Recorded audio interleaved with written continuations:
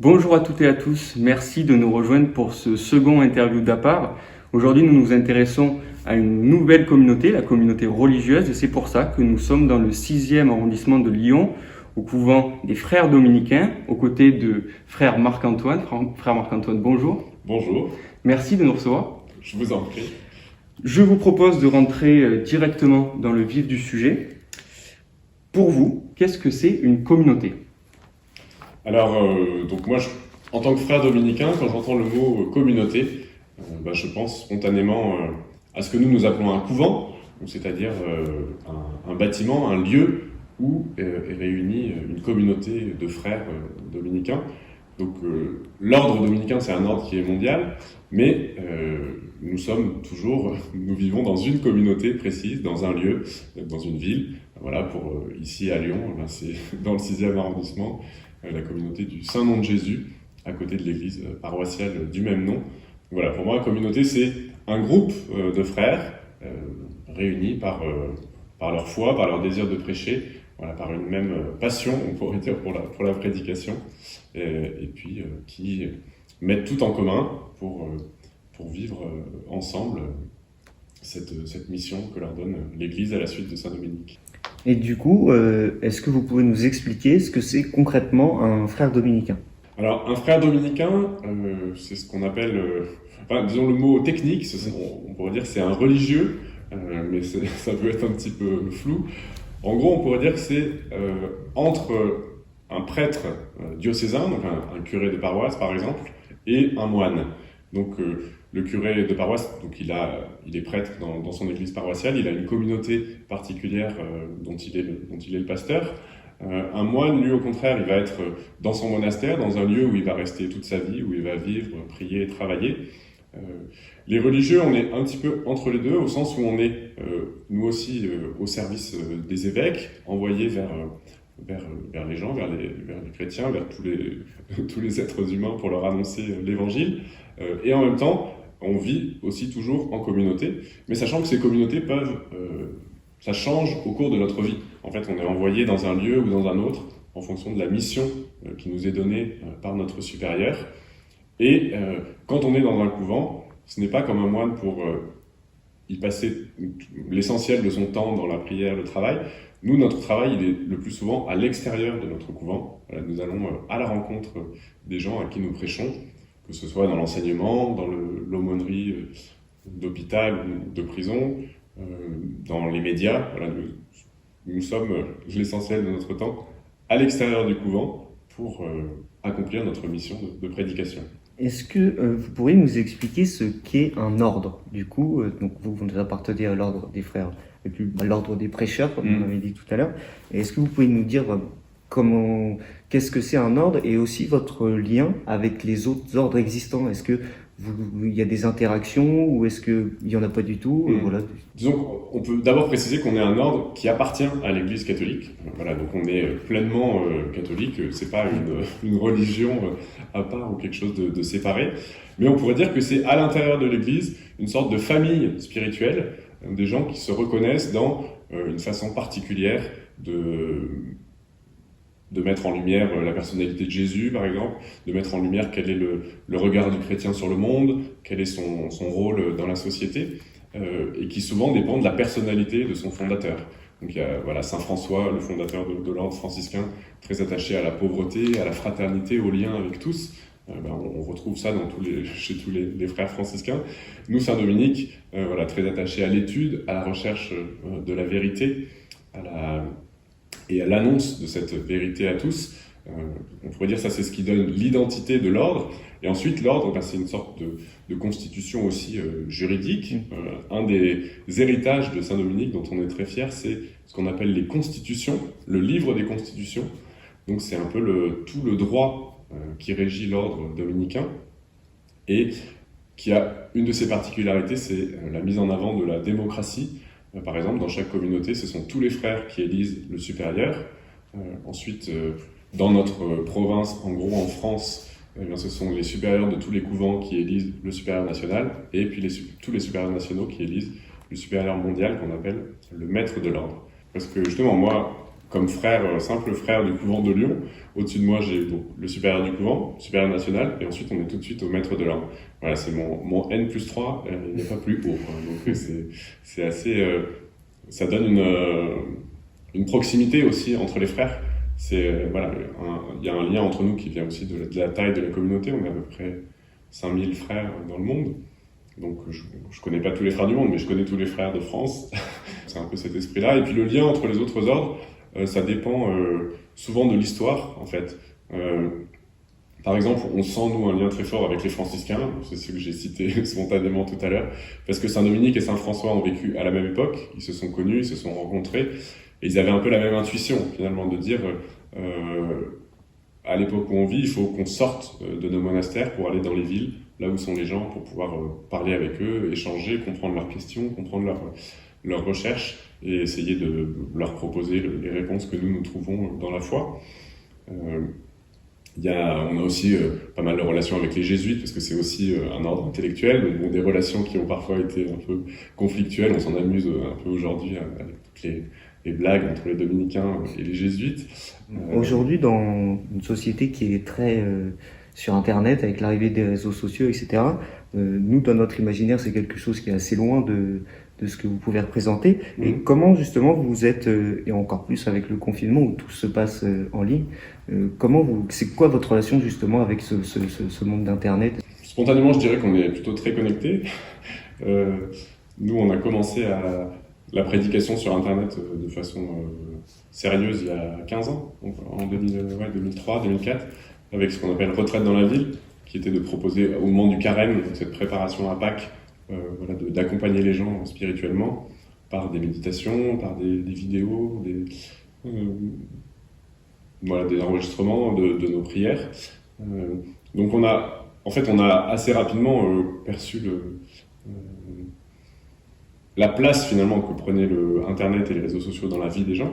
Donc ça veut dire que c'est aussi un lieu où ils passent du temps, et donc c'est aussi un lieu où on peut les rejoindre, et on peut essayer d'annoncer l'évangile par ce moyen-là. Et c'est un peu aussi notre ADN de dominicain. Le jour du Seigneur, l'émission la plus ancienne du PAF a été créée par des frères dominicains. Donc il y avait aussi eu cette intuition en fait à ce moment-là de se dire même si aujourd'hui il n'y a que 1000 postes à Paris, c'est quelque chose qui va prendre de la place dans la vie des Français. Et donc il faut qu'on soit présent, que la parole de Dieu puisse y être présente. Et c'est très loin de l'imaginaire populaire, mais est-ce qu'on peut imaginer dans un couvent un frère dominicain sur Netflix qui joue aux jeux vidéo sur son téléphone? Ah bah oui, ça existe. Nous, par exemple, on a une soirée communautaire le samedi soir où d'abord on a un temps convivial entre nous et ensuite on regarde un film. Et on a un abonnement Netflix, donc ça peut arriver qu'on regarde un film sur Netflix. Donc oui, tout à fait. Et des jeux vidéo, je sais pas trop pour l'instant, c'est plutôt... Il y a un peu la mode des jeux de société dans le cours. C'est aussi parce que je pense qu'on a pas mal de temps en fait, d'études, où on est sur notre ordinateur tout seul dans notre cellule. Et donc souvent en fait, pour se détendre, les frères ont plutôt envie de se retrouver. Et donc de faire d'autres types de jeux, mais dans l'absolu, pourquoi pas, quoi. C'est pas... Ou en tout cas des petits jeux sur le téléphone, je pense que oui, tout le monde en a. Ensuite, j'espère qu'on n'y passe pas notre vie dessus, parce que c'est pas ce qu'on a choisi. Mais est-ce que vous êtes impliqué dans ce qu'on appelle la vie citoyenne, voilà, vraiment en tant que citoyen, on va dire français? Par exemple, est-ce que vous vous intéressez à la politique? Vous allez voter comme tout le monde, des choses comme ça? Oui, tout à fait, ça, on vote comme tout le monde, et on s'intéresse à la politique. Souvent, avant les élections, il y a des discussions dans les couvents. On peut dire que c'est notable un peu par la place de la presse dans les couvents. On a une salle commune où on se retrouve notamment pour le café, dans lequel on reçoit plusieurs journaux.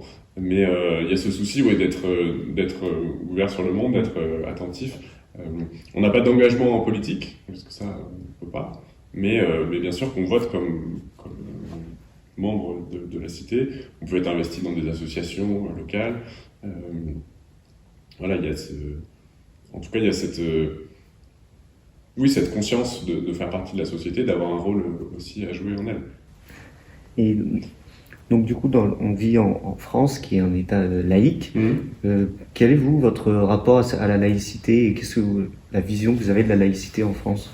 Nous, on s'accommode bien de la laïcité, au sens où... alors ça, elle a été acquise parfois de façon douloureuse. La loi de séparation de l'Église et de l'État, voilà, ça ne s'est pas fait sans heurts, l'expulsion des communautés, etc. Mais nous, au final, on voit ça plutôt comme comme quelque chose de plutôt sain, d'une séparation voilà, du pouvoir temporel et du pouvoir spirituel. Bien sûr, si on la comprend aussi comme le fait que l'État est neutre et n'a pas mais donne la liberté de culte à tous les citoyens. Et donc, dans ce cas-là, c'est plutôt sain, justement, qu'on puisse à la fois avoir sa religion, avoir sa foi, la pratiquer, et en même temps être capable de sentir qu'on fait partie de la communauté nationale dans laquelle différentes confessions peuvent cohabiter, sans que ce soit directement les lois religieuses qui s'imposent. J'ai une question justement en lien avec la laïcité. Quel est votre regard sur le droit au blasphème dans notre pays et le blasphème dans notre pays? Quel est votre avis par rapport à ça? Quel est votre regard? Moi, j'aurais un peu une position en deux temps. C'est-à-dire, d'abord, oui, il y a un droit au blasphème au sens où il y a un droit à la liberté d'expression. Et les mots restent des mots, les dessins restent des dessins. Donc voilà, il faut savoir prendre un certain recul avec ça, même si le fond, le contenu peut nous blesser. Après, dans un deuxième temps, je pense que on peut aussi se demander quel est le but, de la liberté d'expression. Moi, j'ai vécu un peu en Lituanie, en Europe de l'Est, dans les pays anciennement communistes, là où il y a une conception de la liberté d'expression plutôt comme possibilité de dire la vérité sur une situation dans une société, vérité qui est niée par le pouvoir en place. Là, on sent, il y a une noblesse de la liberté d'expression, une nécessité, une urgence. Si la liberté d'expression, je pense pas que le plus haut déploiement de la liberté d'expression soit dans des excès qui ne me blessent pas outre mesure, mais dont je comprends qu'ils puissent blesser certaines personnes. Et donc je pense que à la fois c'est bien que ce soit possible, en même temps on doit aussi se poser la question quelle est finalement la noblesse de la liberté d'expression et où elle peut davantage faire avancer la société, peut-être que dans simplement des caricatures qui finalement n'ont plus beaucoup d'autres messages que celui d'essayer un peu de rabaisser ce en quoi croient les gens. Et voilà, donc je n'accuse en rien ceux qui les font, mais je me dis qu'on pourrait chercher un but plus haut, sûrement, à cette liberté d'expression. On a déjà parlé un petit peu avant sur cette loi qui va être discutée prochainement sur les séparatismes. Qu'est-ce que ça vous évoque? Est-ce que ça vous inquiète un peu qu'on remette en question cette notion de communauté? Est-ce que pour vous c'est un peu, pas dérangeant, mais voilà, vous vous dites faut faire attention quand même à pouvoir laisser les gens s'exprimer et vivre comme ils l'entendent, ou vous dites bon, il ne devrait pas y avoir de soucis, quoi? Disons, moi, justement, si on prend la loi contre le séparatisme, je n'ai pas du tout l'impression de vivre ma vie communautaire sous le mode du séparatisme, de me sentir exclu, ni exclu, ni désireux de vivre quelque chose qui serait complètement en opposition avec le reste des gens qui vivent autour de moi. Je pense que c'est vrai qu'on voit les extrêmes vers lesquels peut aller cette loi contre le séparatisme, par exemple sur l'enseignement à la maison. On peut se dire que là, c'est vrai que c'est peut-être un peu dommage d'en arriver à interdire ça, même si spontanément, moi, je suis plus pour... je me dis que c'est naturel d'aller à l'école et j'étais heureux d'y aller.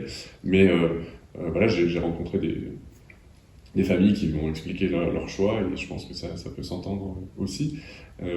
Donc voilà, c'est vrai qu'il y a ça peut toujours être un risque d'impacter nos comportements, mais sur le fond, ça me semble aussi important de redire cette primauté de l'unité nationale et du fait qu'on n'a pas envie de se constituer un peu en bastion les uns contre les autres, éventuellement avec la judiciarisation qui va avec, et voilà, moi j'ai plutôt l'impression qu'il est bon de promouvoir une confiance en fait, entre les communautés, entre les groupes, mais qui va aussi avec un désir de tenir toute sa place dans la communauté nationale. Est-ce que vous avez l'impression, le sentiment qu'appartenir à une communauté historique et de surcroît religieuse vous isole d'une certaine façon de la communauté nationale, ou est-ce que pas du tout, c'est complémentaire? Non, moi je le vis pas du tout comme un isolement. C'est vrai qu'il y a il peut y avoir ce vocabulaire, en tout cas de la mise à part, de la mise à distance, mais qui n'est pas vécu comme un refus ou comme un isolement. C'est plutôt, je pense, peut-être une certaine distance, mais qui est aussi pour mieux rester en lien avec la communauté nationale. J'en parlais au niveau de la presse, par exemple, mais nous, sur notre mode plus religieux, ça va être aussi le soutien par la prière à tous ceux qui se confient à nous. Donc c'est un isolement qui ne se veut pas du tout... non, c'est plutôt un retrait qui ne se veut pas du tout un isolement, mais une sorte de prise de distance aussi par rapport à un certain rythme du monde, par rapport à une certaine préoccupation plus matérielle, mais qui veut être aussi, pour reprendre une image de Jésus dans l'Évangile, un ferment dans la pâte. L'idée, c'est plutôt de proposer quelque chose de différent pour que ensuite les gens puissent aussi en tirer quelque chose, se l'approprier et le vivre dans leur vie à leur manière. On va rencontrer d'autres communautés, donc les gitans, les cosplayers et d'autres. Si vous aviez une question à leur poser sur leur rapport à leur communauté, est-ce que vous en avez une qui vous vient en tête, savoir comment eux vivent telle ou telle chose? On peut dire que vivre en communauté, il y a aussi des contraintes, il y a une certaine, des engagements qu'on prend. Nous, on peut dire que c'est notamment concrétisé dans les 3 vœux religieux de pauvreté, chasteté, obéissance. Donc, d'une certaine façon, dans la vie en communauté, on sacrifie aussi quelque chose de sa liberté individuelle, d'une certaine possibilité de faire ce qu'on a envie à l'instant T. Et donc, c'est vrai que si on fait ce choix, ça veut dire que de l'autre côté, on a trouvé quelque chose qui fait que ça en vaut la peine de faire ce choix. Et donc, ce serait peut-être plus sur ce terrain-là de se dire, quelle est la chose qui crée ce déclic, qui fait que, je sais pas, pour les cosplayers, on passe autant de temps, de passion à participer à ce mouvement-là, ou pour d'autres qu'on décide de continuer tel mode de vie et que notre communauté a eu depuis longtemps. Un petit peu qu'est-ce qui trouve en plus, quelle est l'étincelle qui fait que ça vaut le coup de vivre cette vie-là, et malgré les contraintes qu'elle a comme toutes les autres vies. Une dernière question peut-être pour clôturer le tout. Vous, frère Marc-Antoine, est-ce que vous avez le sentiment d'être à part? Moi, frère Marc-Antoine? Oui. Je vais répondre un peu comme une homélie, mais à la fois, oui, je suis unique parce que je suis le frère Marc-Antoine. Il n'y en a pas 2 comme ça, mais c'est peut-être tant mieux. Non, mais enfin, je dis ça au sens du regard que Dieu pose sur nous, que Dieu nous voit tous comme des êtres uniques, et c'est ça qui fait notre richesse, notre dignité. Et c'est vrai pour tous les êtres humains.